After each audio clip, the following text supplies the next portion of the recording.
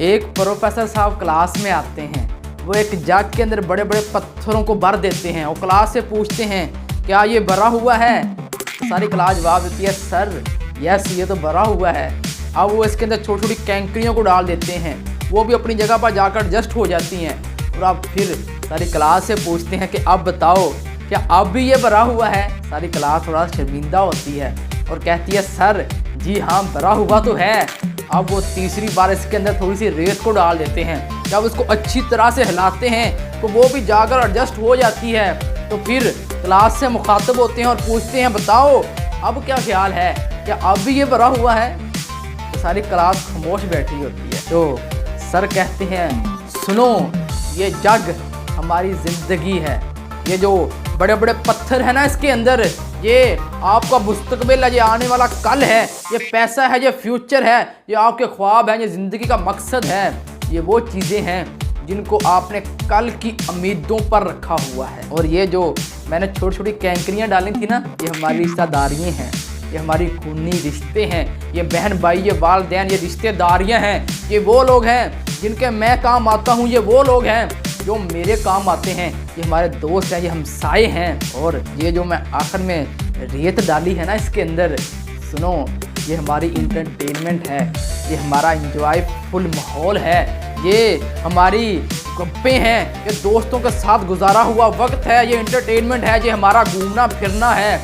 और मुझे एक बात बताओ कि क्या होगा कि अगर हम इस जग के अंदर सबसे पहले रेत को भर देते और क्या होता अगर हम इसी जग के अंदर सिर्फ और सिर्फ छोटी छोटी कैंकरियों को डाल देते। क्या हमारी ज़िंदगी के इसके अंदर मकसद पूरे आ सकते थे जो बड़े बड़े पत्थरों की सूरत में मौजूद है इसके अंदर। बस यही चीज़ हमें समझनी है कि हमें अपनी ज़िंदगी के अंदर सबसे पहले अपने मकसद को रखना होगा, उसके बाद हमारी रिश्तेदारियाँ आएंगी, उसके बाद ये दूसरी तीसरी चीज़ें आएंगी।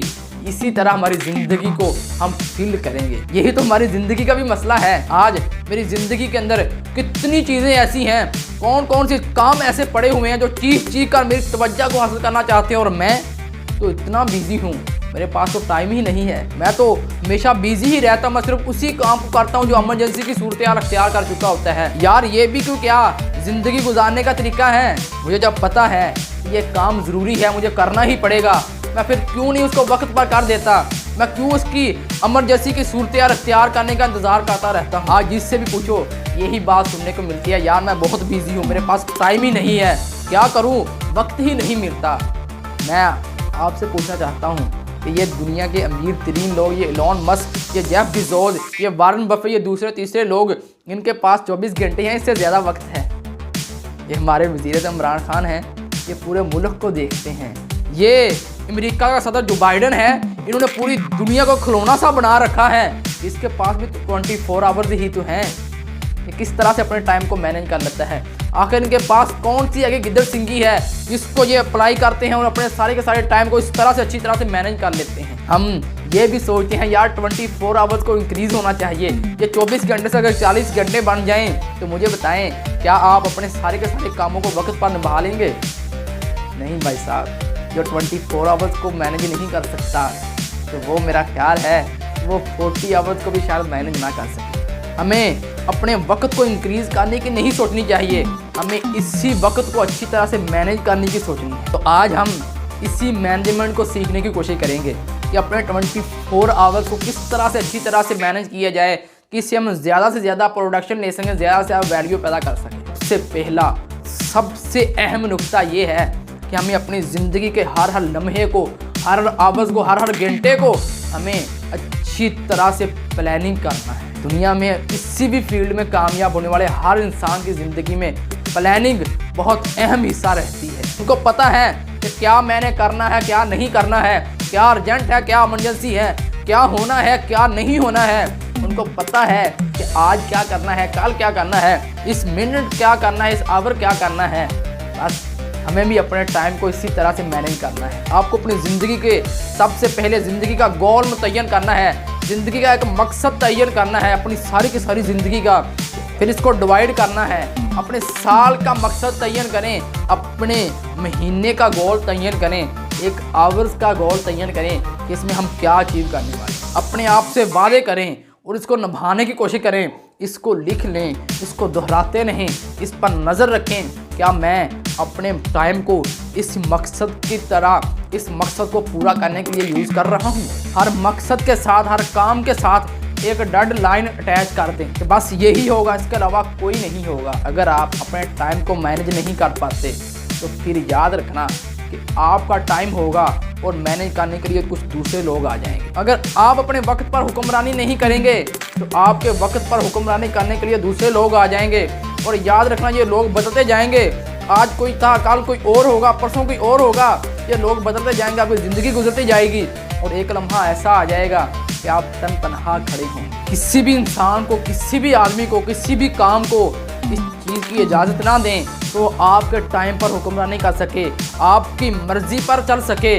आप जो करना चाहते हैं बस वही करेंगे। किसी के पीछे चलने की ज़रूरत नहीं है, किसी की हुक्मरानी में रहने की ज़रूरत नहीं है।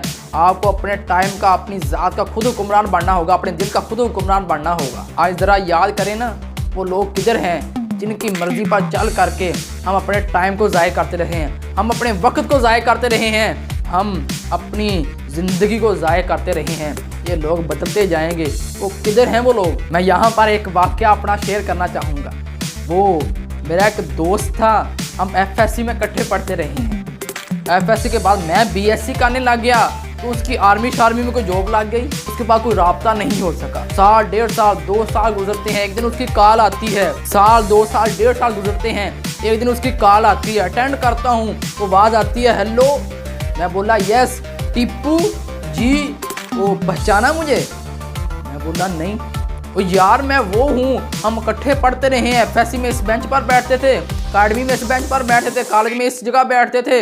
हम प्रोफेसरों को ऐसे तंग किया करते थे, दोस्तों को ऐसा बोला करते थे, उसको ऐसा बोला करते थे। पहचाना नहीं?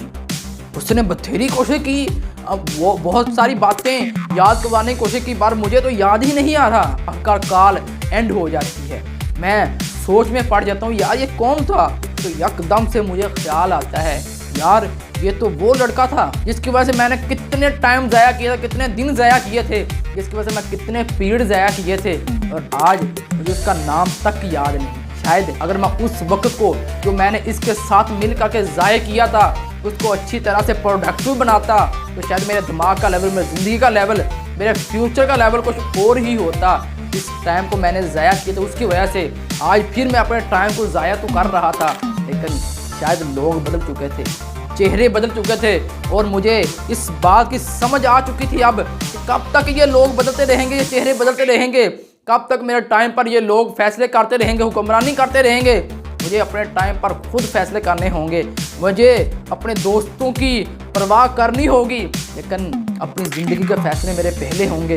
दोस्ती अपनी जगह पर है लेकिन ज़िंदगी अपनी जगह पर है, जिसको मैं कभी भी किसी की वजह से भी ज़ाय नहीं कर सकता। दूसरा पॉइंट ये है कि हमें अपनी ज़िंदगी के अंदर डिस्ट्रैक्शन को कम करना होगा। अपनी ज़िंदगी के उन चीज़ों को तलाश करने की कोशिश करें जिसकी वजह से आप डिस्ट्रैक्ट होते हैं, आपकी ज़िंदगी में डिस्टर्बेंस पैदा होती है। उन चीज़ों को निकाल फेंक के आज ही, वो मोबाइल है ना तो उसको काम करते वक्त परे रख दे, वो टेलीविज़न है ना तो ज़रा कमरा बदल लेना, वो रिश्तेदारी हैं, दोस्त हैं, अहबाब हैं, ज़रा उनकी तरजीहात को बदल दीजिए ना, डिस्ट्रैक्शन को कम कीजिए।